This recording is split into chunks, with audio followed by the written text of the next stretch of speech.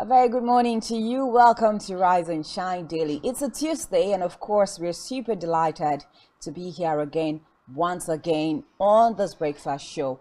Of course, you know how we do it on Rise and Shine. We get to share with you very interesting stories from the fun side, from politics, from the economy, security, and all that you ever wish to have as information. We have it right here, spiced up with everything that you can all imagine.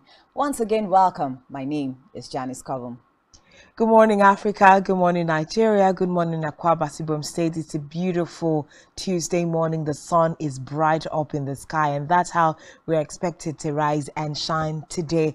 My name is Uyai Aniekan, and I am very delighted to be here this morning to have this conversation with you. Thank you for being on the other side. Thank you for choosing Spectrum. Of course, I already do hope that you are part of our family, following us across all social media platforms, all of which you can find at spectrumtv.ng. Please feel free to call us in the course of the program today.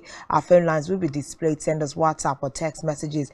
There's a lot of celebration in the air in Nigeria. Someone said Nigerians have been hungry for good news and celebration for such a long time, and this opportunity gave us, the platform to do so. How excited are you? We'll get to hear in the course of the program this morning. Good morning, and thanks for joining us once again. Yeah, I'm sure you're asking me that question directly. How excited am I? Yeah. Come on, I've been excited since Friday, and that excitement is what I come to work with every day. Yes, In fact, throughout this week, I'll be excited. Yes. So whether there's anything happening around my space or not, I'll just be excited because there's one Hilda Bassi somewhere that has made Nigerians proud. Not just Nigeria, but has made trying to break down what Hilda Ifeanyi Bassi did at the close of yesterday at about 8 p.m. now. Yes, at about 8 p.m. A lot of Nigerians have been trying to break down exactly what she did, trying to grasp the lessons from all of this, trying to understand how Nigerians can be so united for a cause that is of one person, but also affects the whole country and also affects the whole of Africa. It is beautiful to see. And so, giving perspective, ended her cooking record yesterday to 100 hours 40 minutes, and it's so beautiful to see.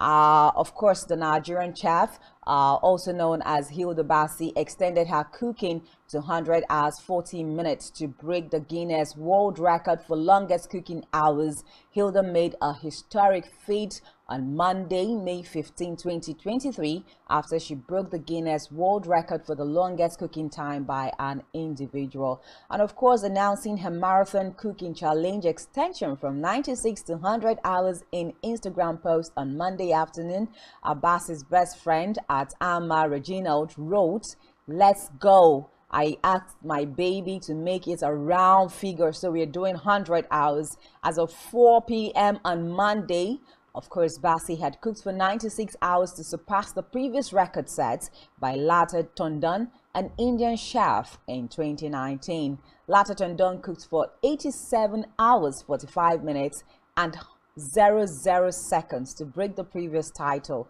And of course, Bassi started her cooking marathon challenge 4 days ago at Amora Garden. She will keep cooking to extend the record until the 100th hour. Of course, we were there live. In fact, in the spirit, there was no live on Instagram that we didn't join. We are yesterday just to make sure that we follow through and see the point where she gets to that 100th hour. And at the point where she got to that 100th hour, a lot of Nigerians were like, "Yeah, you go girl, you go girl." And we were just waiting for that point where she gets to leave the kitchen, puts down the last pot, turns off her cooker, and all of that. Of course, that just adds to the historic moment, And then after the 100th hour, she went on again to do another 40 minutes. She had to finish what was on fire. She had to finish. And I was super proud when she put down the last pan, and then she turned off the gas. And it was like everywhere. That particular moment was captured by a lot of people, a lot of bloggers, when she turned off the gas. And then she inhaled and then she said a prayer for herself. And I'm sure at that moment, yeah, I don't know what was going through her mind. The whole feeling is very nostalgic. I know for one that every time I watched Hilda's video, I had tears in my eye. For some, I also watched her mother's video where her mom was praying and and asking who am I? Look at me now. I now dine with kings, governors, and celebrities. So there was a lot of emotions around the whole thing that she did yesterday. And by 8 p.m. on the dot, it was 100 hours where she had been standing for days to cook. And I know everybody kept asking, oh yeah, now just turn off the gas. And then she's like, no. I remember, during that 8 o'clock hour, around past 7, where she had finished the last hour, it was like she was really weak. Exactly. And we kept asking, even me on the live, I was like, please, can she just rest? When we come back, she will finish it, and all of that. But then I heard she said she didn't want to take any break, and she went on to do her last hour and then added an extra 40 minutes. We must say that Hilda Abasi is a really, really strong young woman. It just goes to tell you. And another thing is, it's not like her body might not have failed, but she was standing in her mind. She had prepared herself psychologically to go through this, and I knew for sure that there's no way she would have ended at 96. She has this last minute pump of energy. So once I knew that once she gets to 96 hours, she was definitely going to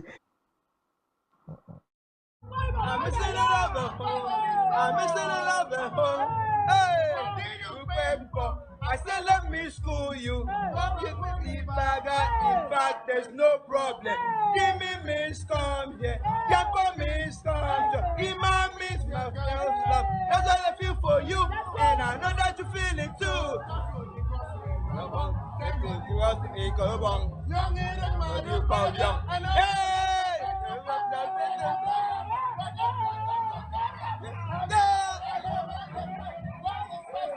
I want to go home. I borrow my in case you don't know. I borrow my aya. You can enter boat or fly home. I love for Udo. You can come.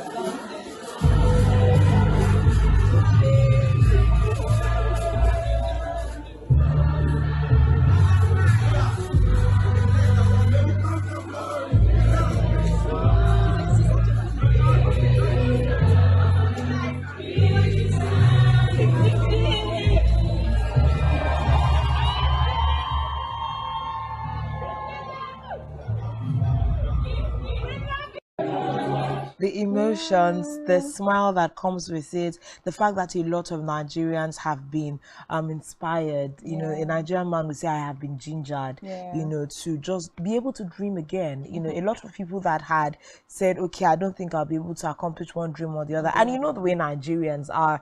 In the next couple of weeks, you're going to hear a lot, oh, a Nigerian. I really believe it's really going to spring up because of how we are as people. We are easily inspired by one person's feat. And we cannot even forget to talk about how Nigerians turned up for Hilda Abasi. She probably might have given up somewhere along the line if she was just doing it and people were watching, you know, on her live only. But all of the energy, we had a lot of companies supporting her, you know, people providing half pay for transportation for people to be able to get there. It was a whole moment for the country. And just like I said earlier, Nigerians have been looking for something to genuinely celebrate about. And I was reading someone's post and they said she not only did this for herself, she gave Nigerians an opportunity to really spotlight. It's been a lot of light, a lot of concentration.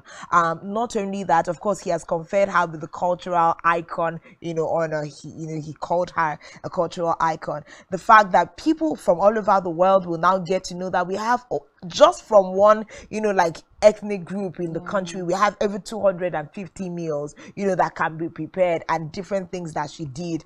I read something very funny on the internet. Someone said, at the time she had fed 4,000 people. If she extended it to feed 5,000, then she would have broken Jesus's record.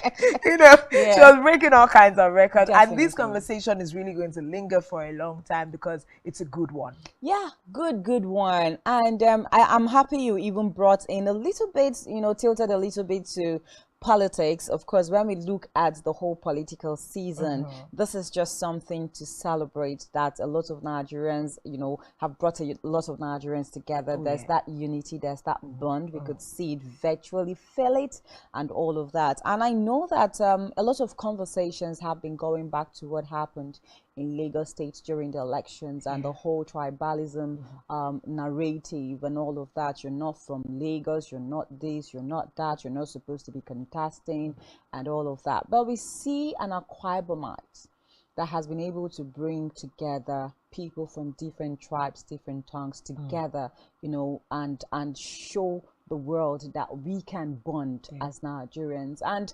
I know that what Hilda Bassi did just went above, you know, political divides. Nobody was saying, oh, I am APC or I am PDP or I am Labour Party or NNPP or whatever.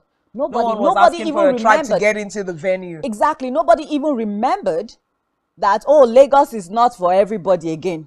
Exactly. Suddenly Lagos became for everybody. Yeah. And I was listening to the governor Babajide Sanwo-Olu. He you know, he was happy that this was happening in Lagos. He was happy. And I think he made a comment like, this is the second you know, record that is broken here in Lagos State and all of that. Lagos seems to always be the first in almost everything. You know, so it is Lagos now. But when it was politics, we didn't hear that. There was that segregation. There was that divide. So I think that when we look at our country, we find out that it is just politics that divides us. And then when you look at politics dividing us as a country, you begin to ask one major question: why? And that's because people, our leaders, do not come again to make sure that they are people-oriented. They are not coming because they want to serve the people. They are coming because they want to serve their pockets. And that's why you cannot get that quota.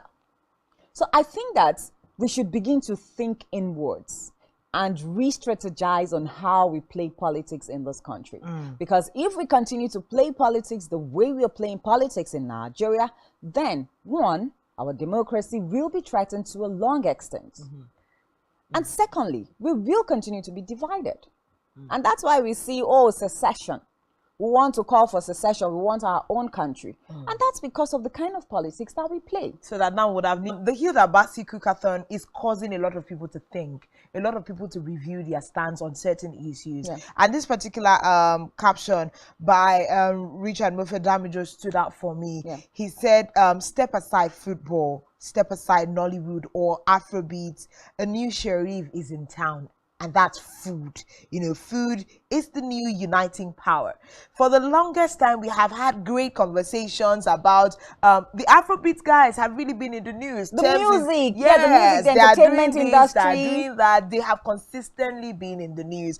And, you know, he was saying all of these other industries should step aside. Food has become the new uniting factor in Nigeria. And because, I mean, that was a lot of resilience. And when we look at the fact that she did 100 hours and 40 minutes, that's going to be a really, really tall feat for another person to attempt to, you know, break. It's going to take a lot for the next person. It will take a lot. She made it almost impossible. Now let's even take it a little bit back to Lata Tandon of India.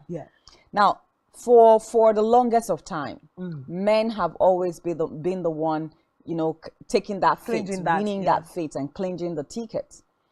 But the last person that won as longest hour, you know, individual on the surface of the earth did for 20 hours. Yes, actually. And Lata Tandon came and did for 87 45 minutes, 00 seconds.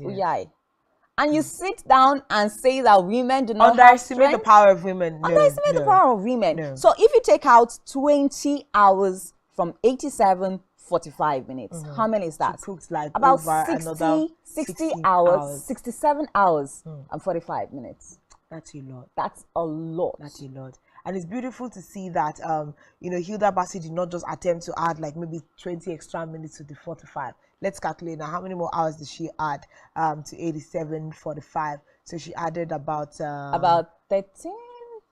About 20 hours. Okay, 20 hours. About 20 yes, hours. 20 hours. That's beautiful. Yeah, that's almost beautiful. over 24 The celebration. hours, It looks like we should literally have a place to come out as a Kwaibomites here in the U and celebrate Hilda Bassi. Yeah. And that's something else I really want to talk about. I feel like apart from like individual like celebration, I feel like Kwaibomites have been relatively quiet to how much this lady had succeeded. First of all, it took us several days to finally see a press release from the state government calling her a Dakada ambassador. Yeah. And people are asking, where did you first of all, ever endorse her as a Dakada ambassador?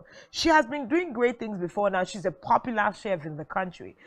It's not like this particular cookathon gave her the, influence. She's always been there. This is just making her more global.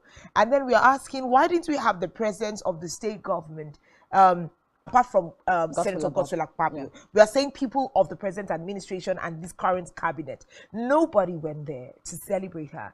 Even if you say that the state governor is currently not in the country, we have other people in his cabinet. But again, Oya, the vice president called. Exactly. So why didn't we have like the governor of Akwa Ibom State put a call across to her? Let it be on record everywhere. That's okay. Udom Emmanuel had actually called, to congratulate her or to spur her up or do something, in that regard, just to motivate her and raise her morale a little bit more. Yeah, so even if you couldn't be there physically, put a call across. For instance, the governor-elect, Pastor Omoino, is from the same local government that she's from. He's from Surubium, she's from Surubium. So there's a lot of some form of laid-backness when it comes to Akwa Ibom support, Akwa Ibomites supporting Akwa Ibom. And it is a conversation we've had for the longest time.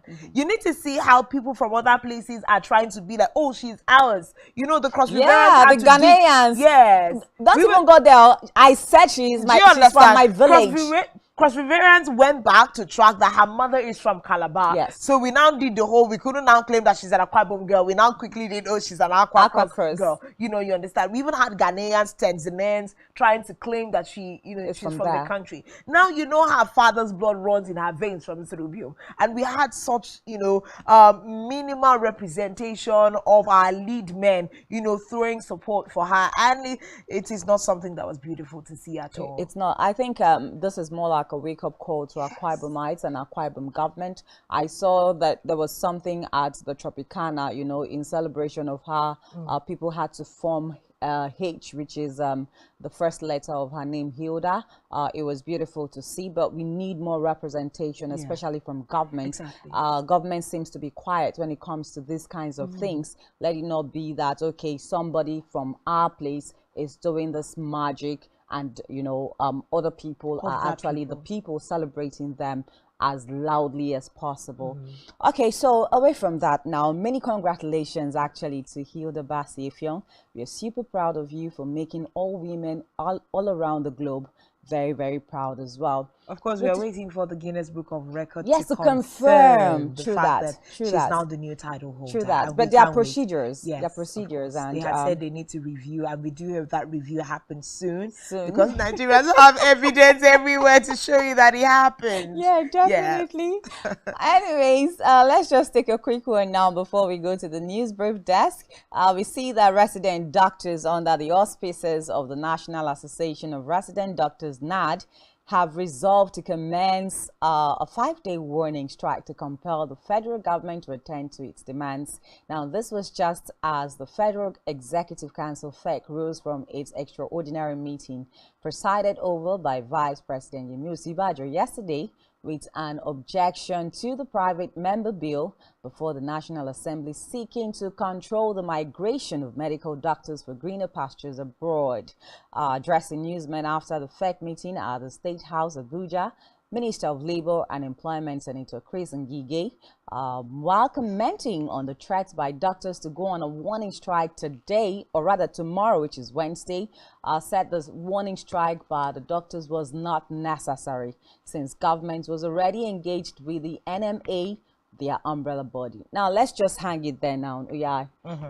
5-day warning strike now to the federal government, and we're still having conversations of no, don't jackpot anymore, stay in the country, and help the country. But again, it still brings us back, to the conversations of, we were talking about hardship allowance the other day. Exactly. 651 million naira used as hardship allowances to presidents and vice presidents and governors. While the health sector is deplorable, the health sector is not forthcoming. Our doctors are going on strike and having warning strikes and all of that. And we keep asking, where exactly are we going to? And when will all of these strikes and warning strikes be over? When will governments actually play their own part, keep to their own side of the bargain? Because it's as if there has been a lot of dialogues on the table because of all of this. Now, this is not the first time that we are seeing that resident doctors are attempting to go on strike, or they've even gone on industrial action. But what has government done to make sure that this does not happen again? That just remains a rhetoric question that we keep asking in our country. Like, once these different sectors, for instance, the NMA, come out to threaten that they're going on a strike, you're going to begin to hear things from the side of the government as, oh, we have been having negotiations. There are negotiations on the table. We are in talks with your lead men, and we will soon address the issue. But then again, once they decide to lay down tools and not go on the strike, you realize that everybody just, everybody reclines. No one is, fixing the issue. Now, if the NMA is saying some of these requests have spanned for years, how come we've not had, someone be decisive about what's going to happen? And like you rightly referred to, when we have a consistent structure that takes care of the needs of certain other people in Nigeria, some political elites, senators and the like, literally nothing happens to their pay or their sitting allowances, even when they go for plenary. All of those things are there and available as at when due. Why don't we have these kinds of systems set up for people who are really sustaining the fabrics of society? There is really no how you want people to put in several tons of hours into these kinds of hazardous work without asking that their welfare should be improved upon, or the fact that their working conditions are not, top notch. But then again, on the side of the government, they will say that they're, getting a lot of things done. Yesterday, it was there was a particular information now that 50 hospitals had been funded to get new facilities, ICU units for children, and all of those things. And they're saying these are works that the federal government is doing. But when we have, government presence saying one thing, and it looks like, okay, name us the 50 hospitals that have received these allocations for these buildings, and all of this infrastructural development, we seem not to see it. But then that was a statement that was given yesterday: 50 hospitals, different facilities. We need to see more of these done. And we also need to make sure that our doctors and our professionals have a good working environment to be able to adjudicate their, professional roles to the country. Do we also solicit that the NMA would, wade into the situation and, see if they can hold out on the strike, especially because we are hearing, okay, there are talks. Maybe we should give an ultimatum. The NMA rather should give an ultimatum as to when they expect feedback from all of these talks and negotiations that have gone on so far. But I know that it will not be such a good time for our medical sector to collapse further than where it currently stands. Yeah, definitely. It's not something that a lot of Nigerians will like, especially when you know that the common Nigeria does not even have the funds, to go to more like private hospitals. Our hope is on, the public hospitals and all of that. But we're looking forward to, more conversations on those lines. Of course, they say that they're giving the government till tomorrow, and if nothing is done, of course, they will go on a 5-day strike. Yeah, I know, and it's also before being able to travel out. Aside from their welfare. Yes, now. apart from the welfare, that is a very serious issue on the table. And I think collectively Nigerians agree that that should be sorted out. It's like modern day slavery. Yeah, so it should be addressed. Yeah, definitely. We'll just leave it at that, and of course we'll be right back after Mary Joseph takes the news brief. And we have so much more coming through. Today is International Day of the Boy Child. How much do we talk about the boy child? Of a 7-day hunger strike now against injustice by citizen Matthew O'Connor will be live here with us this morning as well. We'll take a short breather and we'll be right back.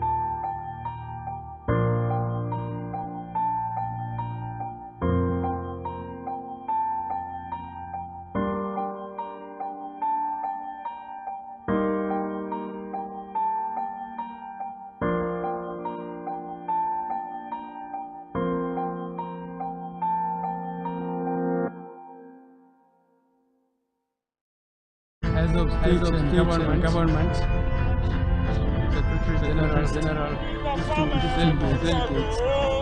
Disasters Day Lagos, Nigeria for Spectrum TV to recover 45 seats and still counting.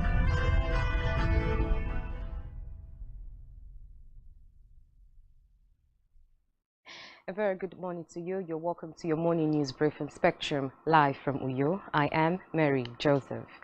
First in the news this morning is a report that the federal government has described as unworkable a bill currently being considered by the National Assembly seeking to restrict the migration of Nigerian doctors to climb perceived to be greener pastures. The Minister of Labour and Employment, Senator Chris Ngige, revealed this while fielding questions from journalists after the extraordinary Federal Executive Council meeting presided over by Vice President Yemi. This was contained in the annual report of the U.S. Commission on International Religious Freedom published in April 2023.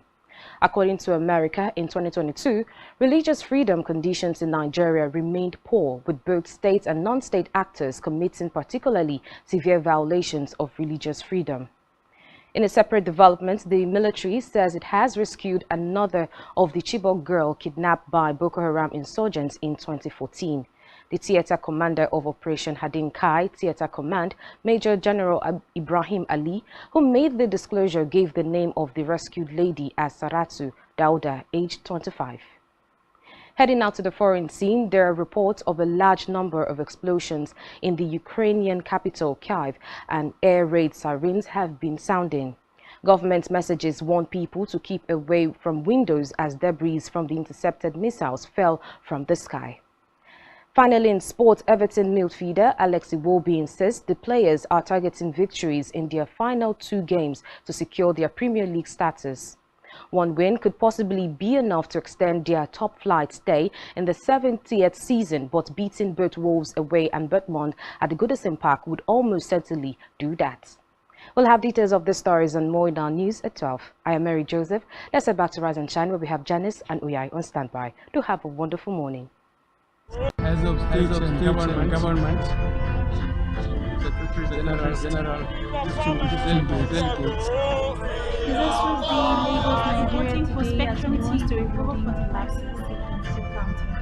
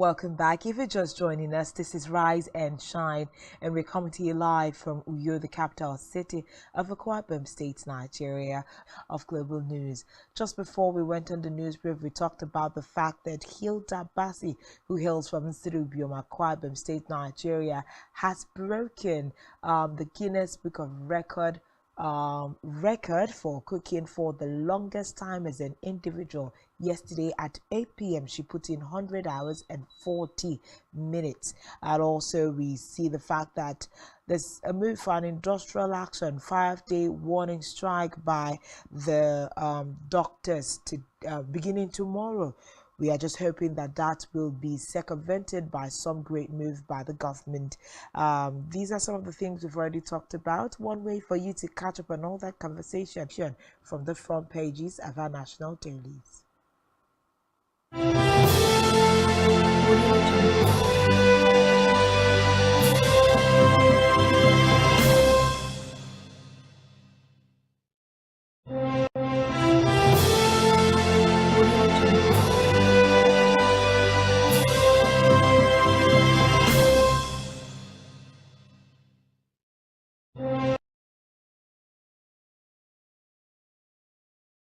On Daily Spotlight this morning, let's look at what the papers have to say on the front pages.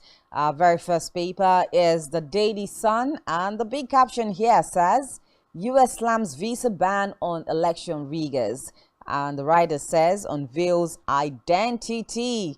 Nigerians urge, okay, unveil the identity Nigerians are urging. You can find details of that story on page 6. Watch your rising debt profile. Okonjo-Iweala wants government. Okay. Page 26 is where you get details of that story from. Deliver on campaign promises or be sacked, Buhari tell governors. Says outcome of 2023 poll shows anybody can be booted out. Page 28 is where you get details of that story. Okay. I'm happy this is coming from the president, but again, the question is, why are we having him make such commendations or comments on his way out of office?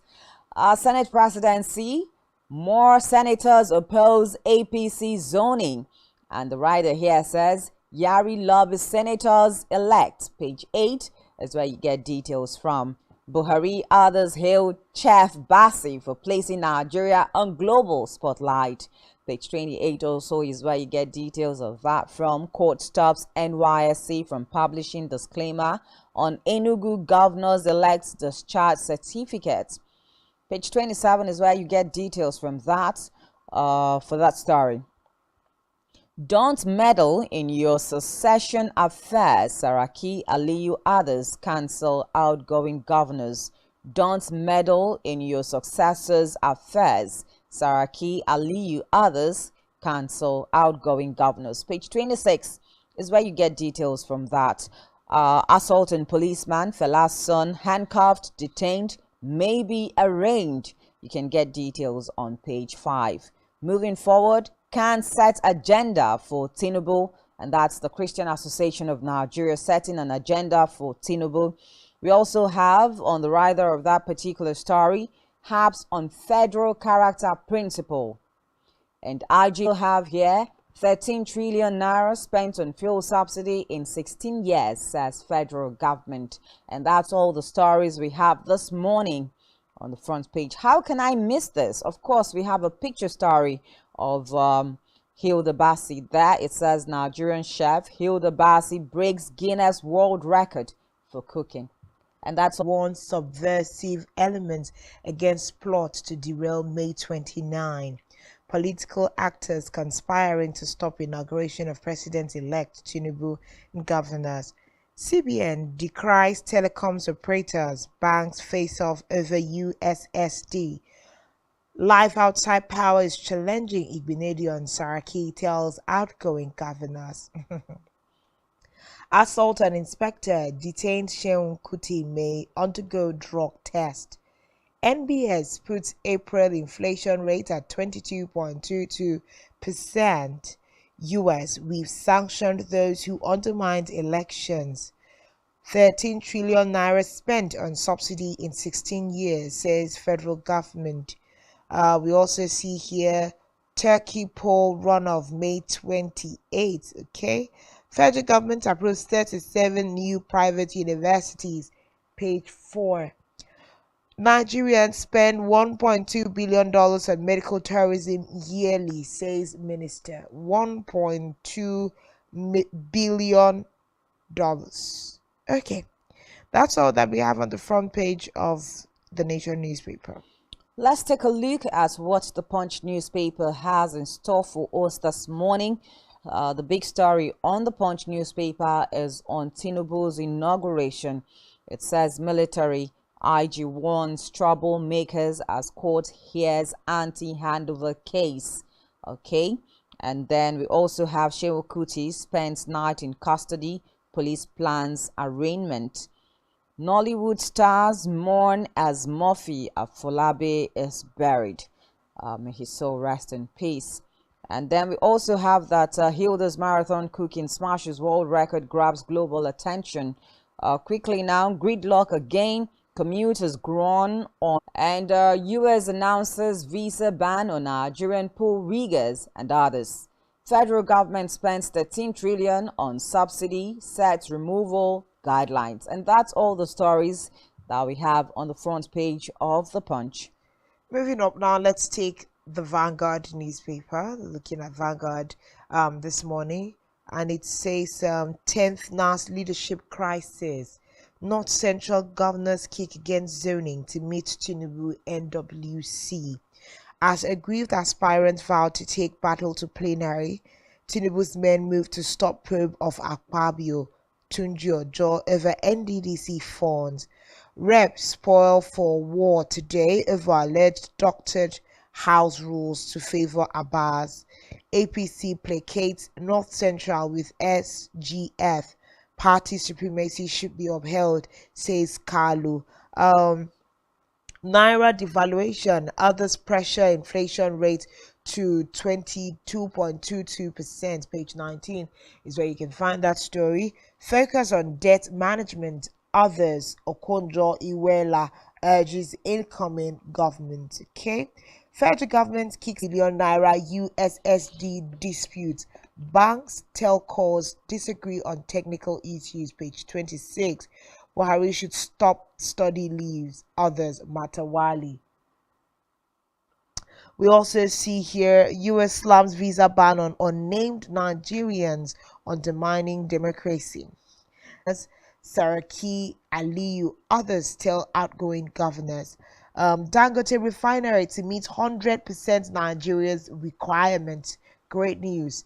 WHO decries global rise in anemia at 571 million women, 269 million. Front page of the Vanguard. Okay, very quickly now we take our last paper for the morning. That is Nigerian Tribune on National Assembly. It says NAS presiding officers, not central governors, fault APC zoning template. Yari adamant as more senators pledge support. We also have, I'm trying to look for a different story from all the ones that we have had so far this morning.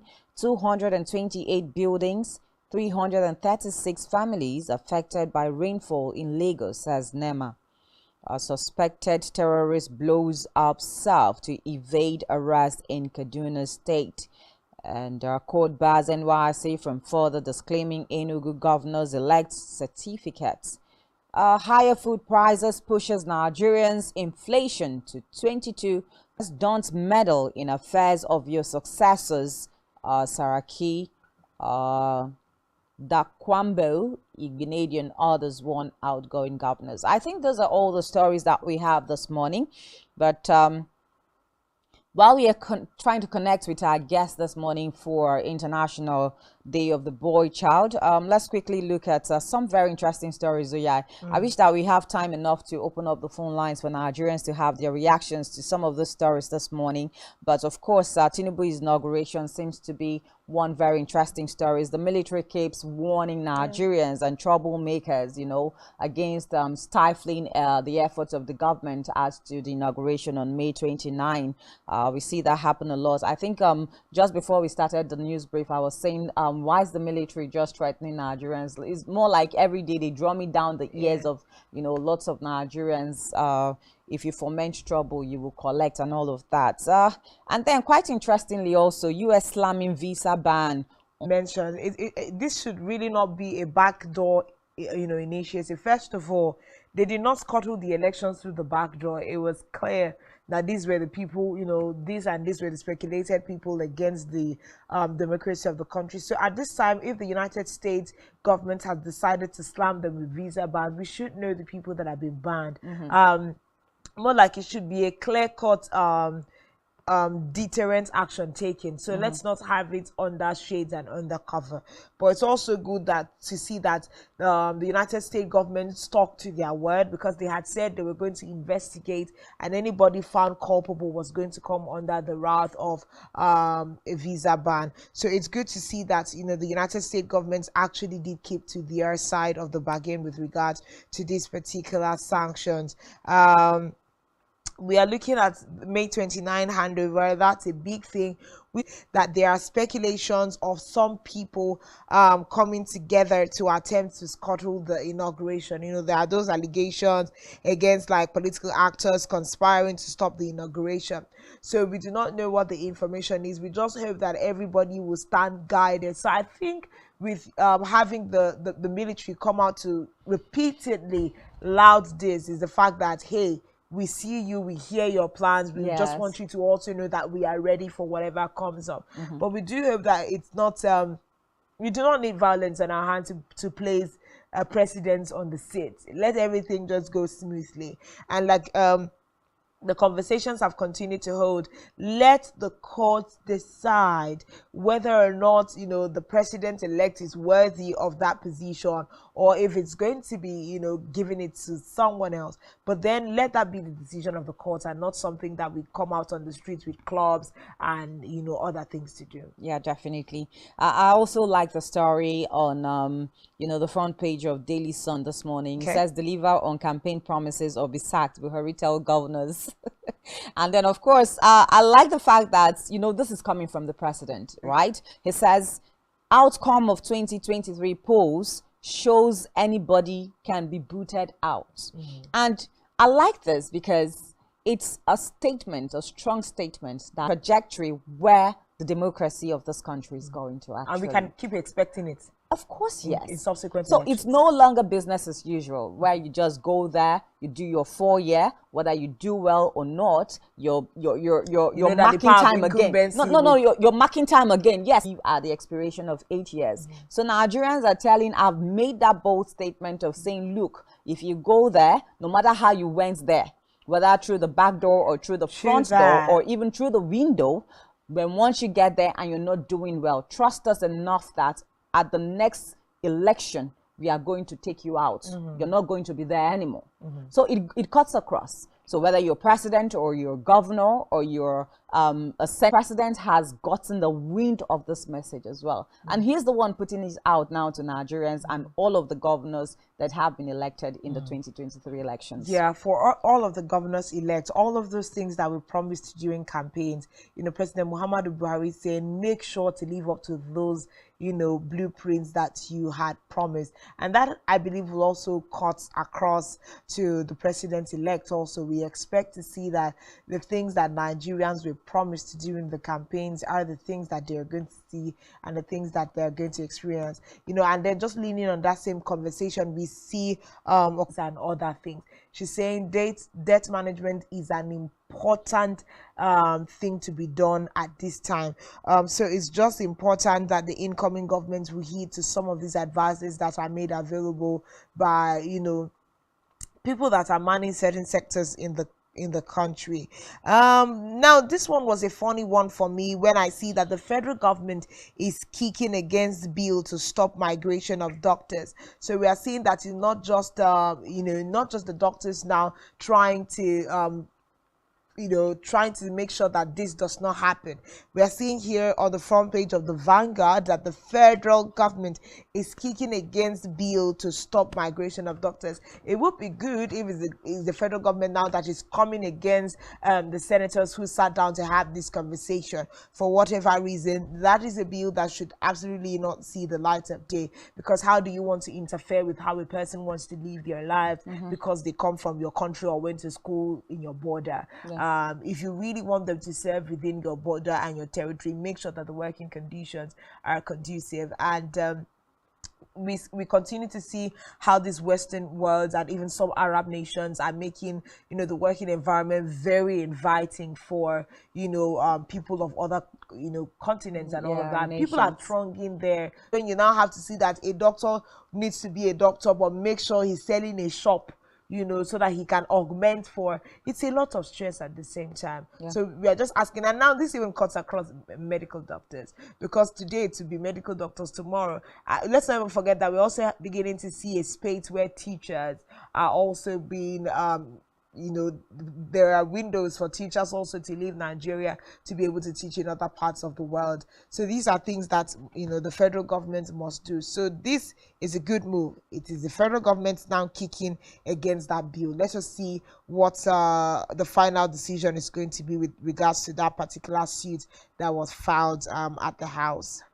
Okay, so I think another story that I liked so much that has come on the front pages is the fact that there's a lot of advice to outgoing governors. Okay. Don't meddle in the affairs of your successors, and it just makes me smile, because at this point in time, what's the idea of even these outgoing governors making sure that they have a successor, someone that's, like they said in Akwa Ibom, the anointed one and all of that, So when we look at politics and the way politics is being played in Nigeria, you will know that for a governor to be adamant to have a successor come from his own cabinet and someone he has endorsed, it is because of certain things, right? As more like, okay, let's see someone that would listen to me. Let's see someone that would still be loyal to me, even in government and in governance as well. Let's see someone that will also help me to close tracks, and all of that, those loopholes, and all of that. Let's see someone that will help me do that. And when we are saying that we are advising outgoing governors, do not meddle in the administration of your successors, we begin to ask, is that even possible? Because there's always that, like in Akwa Ibom State here, there's this conversation that of course for Udom Emmanuel, he will still be in government because he has put an a Pastor Umoino on seat. So it's more like a proxy administration now, by the same Governor Udom Emmanuel. Those are speculations that are, like word on the street. They are very high, conversations. They're very strong conversations. Yeah, very strong conversations that people are having on the street. It's just more like this is an extended Udom Emmanuel administration. How so, we do not know, but those are strong speculations. And we're beginning to see, former leaders say, we do not want this to happen. Make sure that once you're done with your tenure, wash your hands off the government and let the new people lead as they so deem fit. I think we also need to gradually come to a day and time where we see the death of the anointed ones and the death of successors, by people leaving office. Another story. So sometimes you find out that headlines can be really tricky, if not attempting to be misleading. Because if you remember the headline that we read, Buhari should stop study leave. Others matter. Well, it now sounds like Buhari should make sure that everyone who works in federal establishments cannot go on a study leave. But to give perspective to that particular story, that move is to reject Godwin Emefiele's request for study leave. So Matawale is saying, with regards to the Naira redesign, Governor of Central Bank of Nigeria, Godwin Emefiele, should be banned from leaving the country on a foreign trip or on any study leave. So that is what that particular conversation is talking about, because I was worried, what if I want to go on a study leave? You say the president shouldn't allow me to go. Okay, so that's exactly what that's about. That's a wrangling between the CBN governor and Matawale is asking that he must give an account of his tenure to the incoming administration of Bola Ahmed Tinubu. So it's important that he's not allowed to travel out of the country within the next couple of months. Who's that? Central Bank of Nigeria, Matawale. Okay. Serious conversations there. Yeah. I wish that we had Nigerians calling to share their opinion with us this morning as it concerns this very interesting headlines making it on the front pages of our national dailies. But this is the much we'll be able to take on the newspaper review segment. We'll take a breather now and then try to connect with our guest. Remember also that today is International Day for the Boy Child. We have so many celebrations for girl children. We have so many attention being pushed to the girl child. What about the male children? What about the male gender? These are very strong conversations. We not begin now to groom our male children to be able to fit into society perfectly and also be able to, create that balance between them and their emotions. We'll take the short breather and we'll be right back shortly.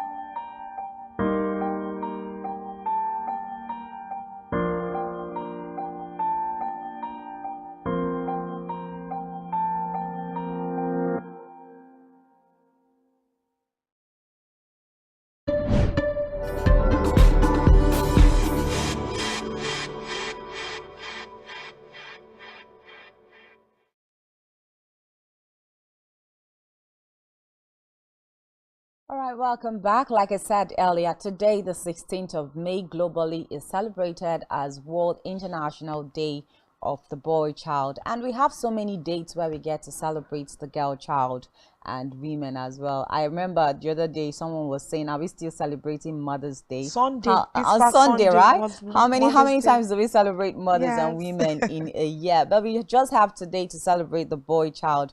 And we know how this has affected the boy children, have affected society in a way. But we have someone here with us or joining us virtually that will be giving perspective to this conversation. She is Dinah Mary Onwan. She is a journalist, an astute journalist. She is also a mother. She is a lecturer. And of course, a women and children advocate. Good morning, Dinah Mary, and many thanks for joining us today. Hello, Janice. I'm excited. Thank you so much for having me on your show. Yeah. Okay, so we also have Uyai is here. Uyai Anierkan. She's also going to be talking to you. Good morning, Diana Mary. Good to have you on the show this morning. And your voice is really bright and elating. Hello, yeah, it's nice to have you. Sorry, thank you for having me as well. Fantastic name. I like your name, Uyai. Thank you. Thank you very much. That voice is so bright. It's literally a rise and shine voice. Like everyone's I'm telling you. I had to raise my head and be like, that's great. So today is the day that we're trying to focus on conversations around their health, the fact that they need to be happy, the fact that they need to be included in community life. It looks like we pay more attention to the female children. So what's the journey been like generally, especially to see that you are also an advocate for women and children?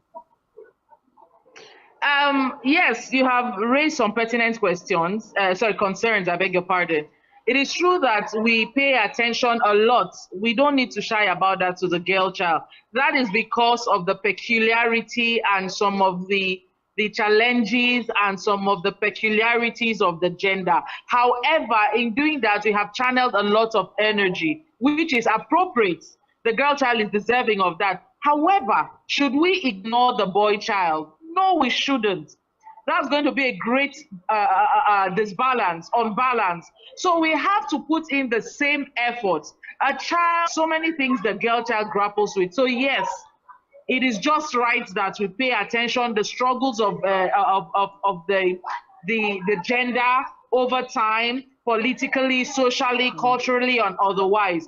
The boy child is blessed with the fact that we're in a patriarchal society. So you see, we always see the male gender as those in power, those with authority, those who run the thing. Men, of course, have most of the leadership roles in different spheres of society. So if we have poor leadership, yes, it's because we are not raising our boys well. And I stand to make that point very boldly. Sometimes I question some of the leaders we have and I ask, who raised these boys? Sometimes I question some of the husbands that we have, and I say, who raised these men? Sometimes I question the kind of ills that I see that this gender perpetuates in society, creating a great imbalance. And I say, who raised these people? I dare say that a properly raised boy will become a well-nurtured and behaved man. Who will only do appropriately, do right by himself, do right by society, do right by his family, and do right by his God. I'll give you a little example. One day, my son told his sisters, he said to his sisters when he was about 6, 7 years old, and he said, after all, you people are girls, it's your job to be in the kitchen. And I looked at him, I said, do you eat? He said, yes, he eats. I said, okay, eating. Cooking is a life skill. If you eat, you can cook what you eat. So don't you ever tell your sisters that cooking is a girl's job. In the event you find yourself in a situation where you do not have who to cook for you, are you going to die of starvation? I had that conversation with him. He can make food. It's a life skill. It is not, so you see, and I teach him, there are things that, so I'm doing all of this because I want to raise a proper man.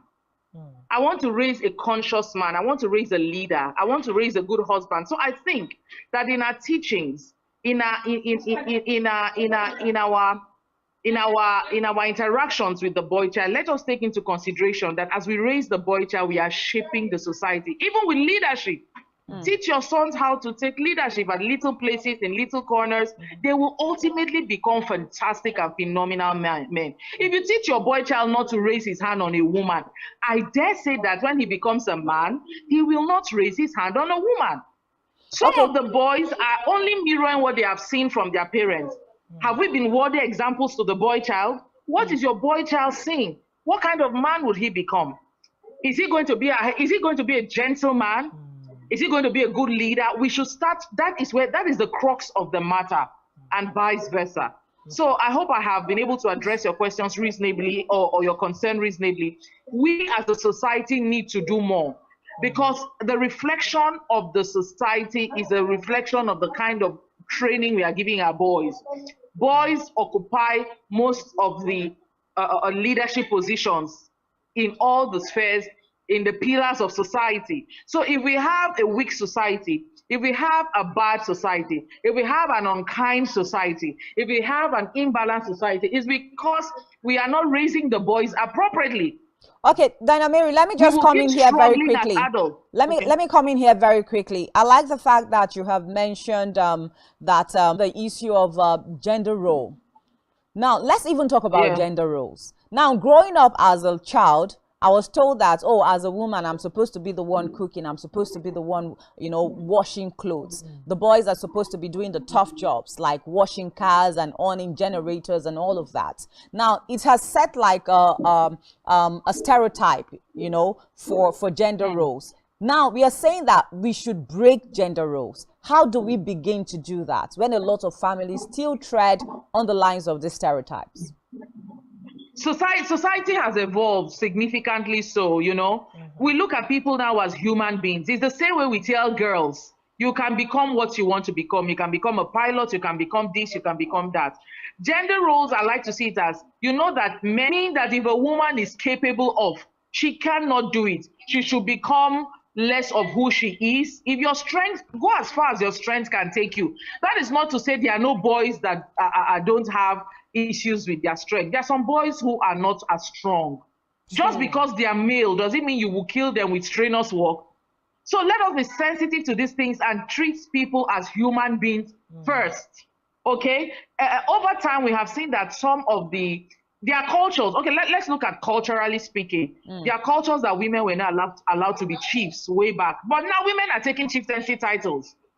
We're saying that the boy should be, even till today, I still question the curriculum in my children's school and other schools. When you teach children in social studies that men will go out and work and pay school fees, then women will be in the kitchen cooking. I don't like that example. I don't like that example because practically speaking today, people are doing what they can. So if you're a man and you're in the house and your children are hungry and your wife is not around, will they die of hunger? You will get into the kitchen and cook.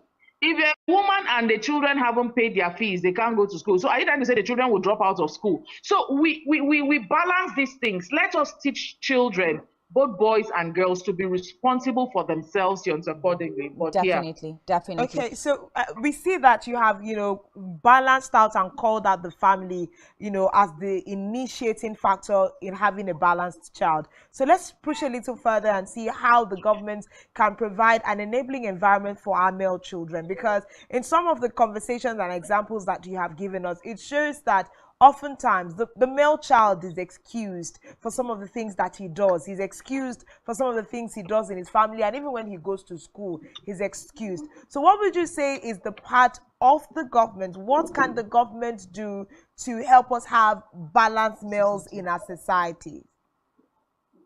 The government, I think first we have to start with the family, because the family is the first government that we have. Exactly. And what the government can do is that I gave you a very good example in the course of this conversation when we started. I said that our books, some of our examples, we need to visit the school curriculum. Stereotypes and some of this neglect actually is reflected in some of our textbooks. I don't know, if you take a copy of social studies books, you will see it. The government needs to look into revisiting the school curriculum in terms of the educational, how do I explain, in terms of reviewing the, and when the teachers use this, when the teachers use this, Yes, when the teachers use these textbooks to teach them, when they come home, even when you're trying to tell them one thing, they tell you, no, this is what auntie and uncle told me in the school, you know. So the boy begins to grow up in the consciousness that all he has to do is possibly wash the car, clear the grass, and do this. So what government should do, I think that government should do a lot of sensitization, because beyond, but even if the government does the work, let me take it back that the family has the primary function of doing that job. And what the government has to do, another issue of education is in sexuality education. My daughters had a lot of notes in terms of the things they should pay attention to in sexuality education. Have to do with sex, issues relating with sex. It has to do with the totality of your gender, your comportment, your behavioral patterns and everything. So I think that we should look critically into this, you know, and so that children, either at schools where the government is fully in charge, and at home, you know, we can bring the kind of change that we want to see, or the kind of concern that we want to have for the boy children. And also, besides that, if there are policies that should be made in policy making rooms, there should be consent. Truly speaking, I think that the male gender has more of the power to do good for their gender, because they are the ones in the corridor of power. They're the one in policy making rooms. They're the one making decisions.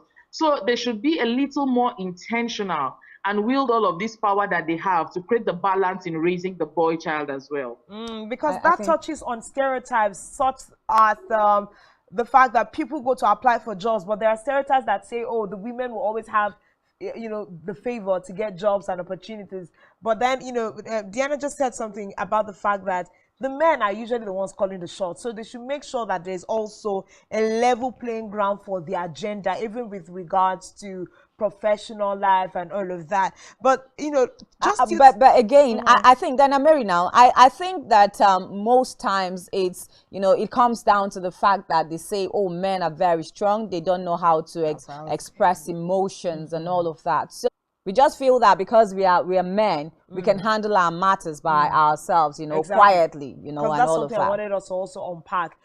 Part of today's conversation, the focus of today is looking at, you know, how they can have a healthy mind, you know, dealing with the fact that men also have emotions. Emotions, yes. So how do they unpack this and deal with the fact that they feel hurt, they feel shy, you know, all kinds of emotions that you can actually think. Most of the things women feel, men feel it. They just have, you know, a way of hiding it. Yes, and you know, society has encouraged them to live that way. So we don't know if Dinah Mary is somewhere there again, but this is a really strong conversation, and she has pushed a lot of strong narratives for us to look back into. We need to review how we handle our male children first from the home front.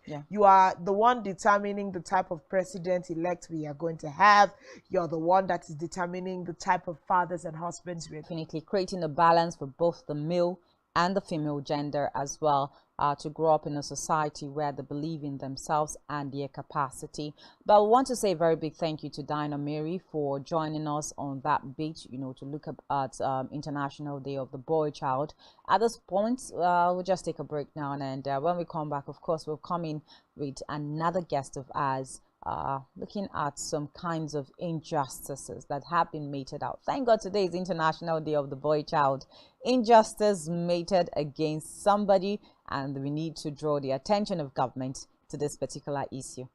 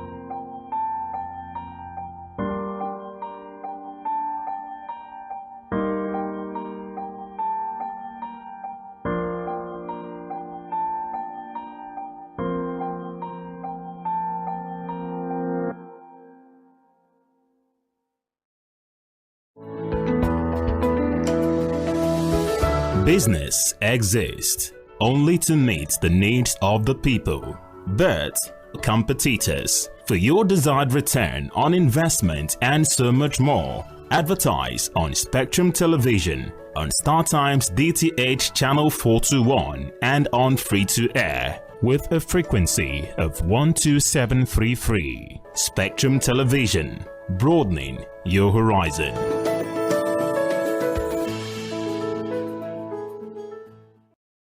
Nigerian police, which is the only one allowed by them.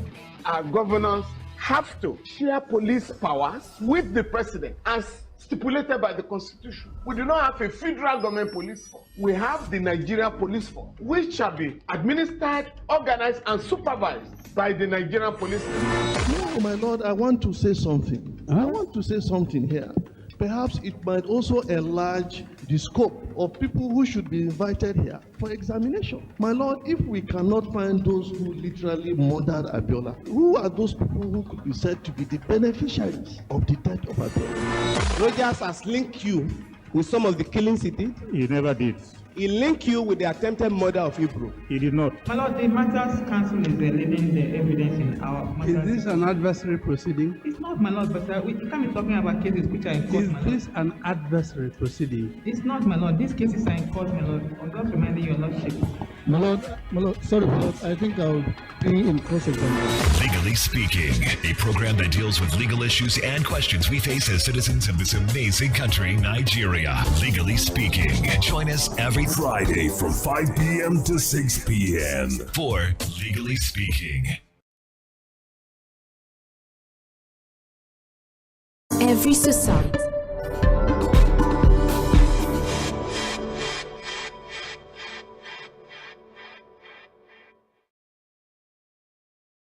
Welcome back. This is still Rise and Shine, and we have a very serious conversation that we need to brush on this morning. The fact that in the past 8 days we had citizen Matthew O'Connor go on a hunger strike, and of course he sat in front of the Hilltop Mansion, the axis that we call Barracks Road in Akwa Ibom State, just to show and put out a plea to the state government to wade into a matter of debt and other serious related issues. And we have citizen Matthew O'Connor here to have a conversation with us as to how the Akwa Ibom diaspora group has, written to beg the governor, Udom Emmanuel, over activist Matthew O'Connor's hunger strike, and we have him here on the show with us this morning. Good morning. Good to have you on the show. Thank you very much. It's good to be here. I should actually ask, how are you doing after 8 days of going on hunger strike? Well, first of all, thank you for having me. Before I went on hunger strike, I was here. Yes, you did. And I'm back from not just hunger strike, but a spiritual and physical journey that has prepared me for any level of challenge, no matter the velocity. Actually, it wasn't 8 days of hunger strike. It was 7 days. Okay. We started with between now and Monday, which was 8, I was going to begin a hunger strike between 8 and 14th. And nothing happened. A deal did happen with people trying to reach out to say, please don't attempt it. Some said, that is very strange here. If you just die, you don't have to myself, further afflicting myself to add to the affliction I've suffered for 8 years. And somebody said that weak people are hard on others, but tough people are hard on themselves. God had prepared me for it. Even people in diaspora called. They had meetings. They tried to reach out. I said, please, there's no alternative because I've exhausted every local foundation. Humanity is not about a tribe. It's not about a state, a region. It's not about a country. So that is where God has taken me to. So when it got to the 8th, there was just one thing I did. It was to take some very critical documents to my chairman. Chairman, I said, maybe you don't even know about this. I was the secretary BBB Elders Forum up till yesterday that I saw something online, and this morning I now heard something in the news that I've been suspended, and I'm not getting there yet. So I said, I must do this for my leader because I respect leadership. And my respect to leadership is what has even taken me to wait this long. Some people say, you waited for so long, you should have taken action. I said, no, I was following my leaders at traditional, political, family, socio-cultural.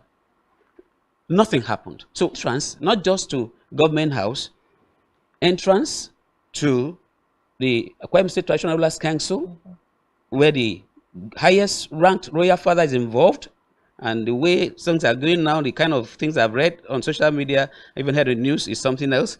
It's also the entry point to the justice system in the state. That's why you have the judiciary, and then the last bus stop, the final house on that road, is the Hilltop Mansion that houses His Excellency. I was there every day from about 8 o'clock until 5:36, and I wasn't there alone.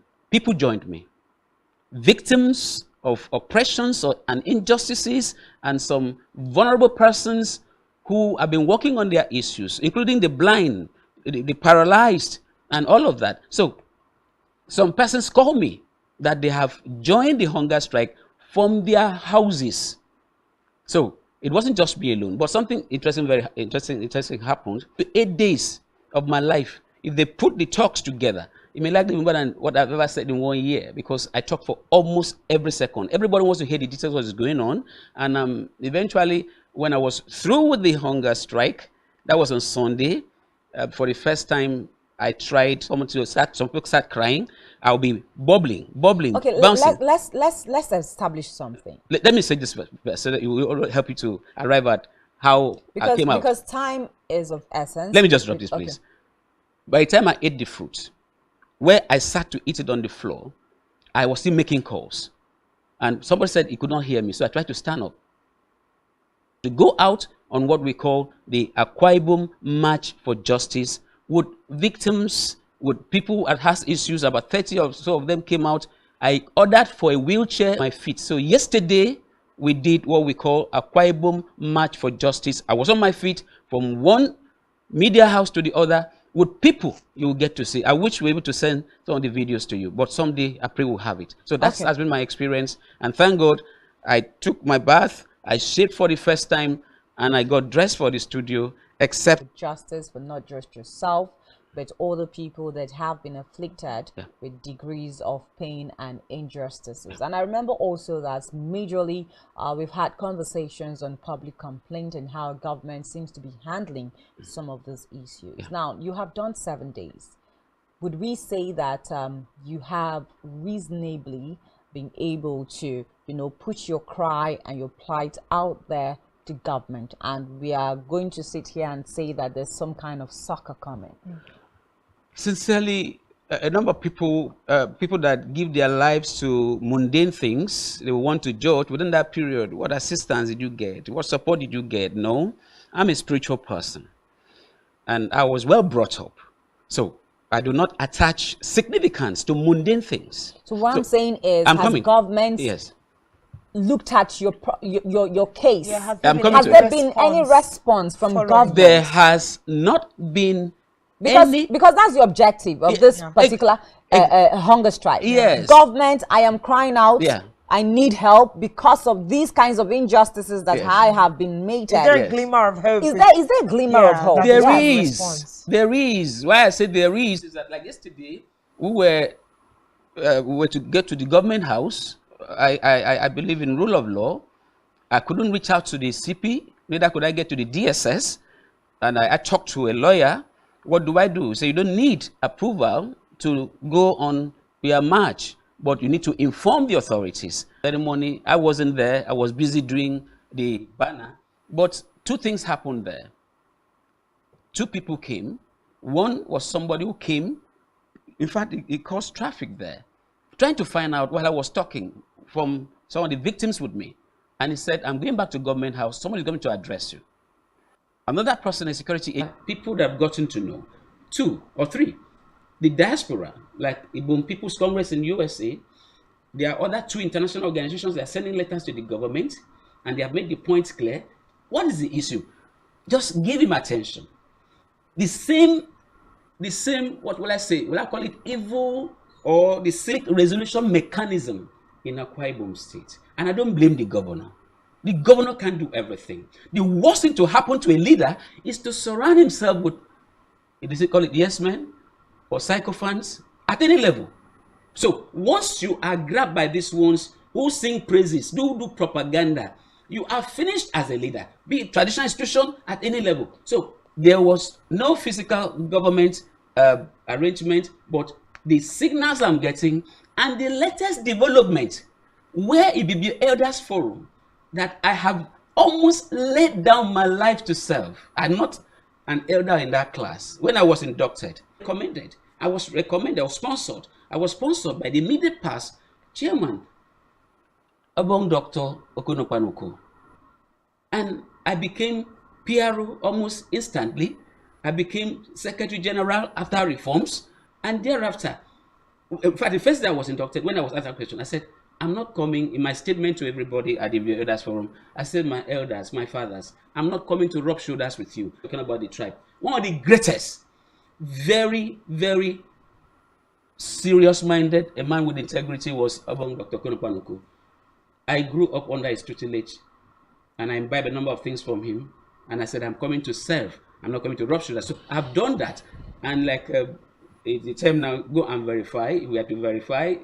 I'm going to document something of things I do. We're not talking about today. So there's some form of glimmer of hope coming through because of all of the interventions. They held a press conference and announced my suspension and said some things which in fact, by 3 a.m. this morning when I was trying to look at, because I suspected, I never believed my chairman was privy to even what was written. So I said, thank God I didn't respond when I saw it online. But this is the most useless and the most useful piece of write-up. It's going to add to resolving this matter and helping to reset how things go on. I am not just a productivity advocate and practitioner. I am a reformer. I have reformed my life.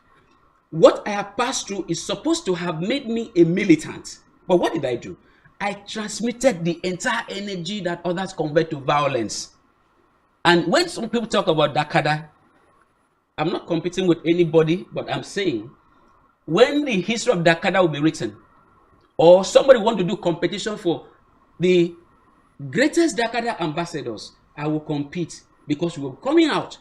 What did you do in the era of Governor Emmanuel? Right. I will come out with what I've done and let others come out with what they have done. Let us see what contribution you make. Like Hilda, that has made us proud now. Thank you so much, citizens. Matthew O'Connor. Yeah, definitely, that's the much we can take. Thank you. We also want to commend you for, just like you have said, not using your energy for violence, but going through the the normal procedure to solving your case of injustice. We also hope that government will be listening to this plight of yours, and also as a good government too, will be able to look into the matter, wade into the matter, and try to resolve it amicably. But we just want to say a very big thank you to all those that have been watching. Of course, remember that the media will always set the right agendas for government. My name is Janice Cobham. Thank you so much for watching, and see you again tomorrow. My name is Uyai Anyeka, and it was a great delight to do this today. Let's do this again tomorrow. Enjoy the rest of our programming. Bye-bye. Definitely.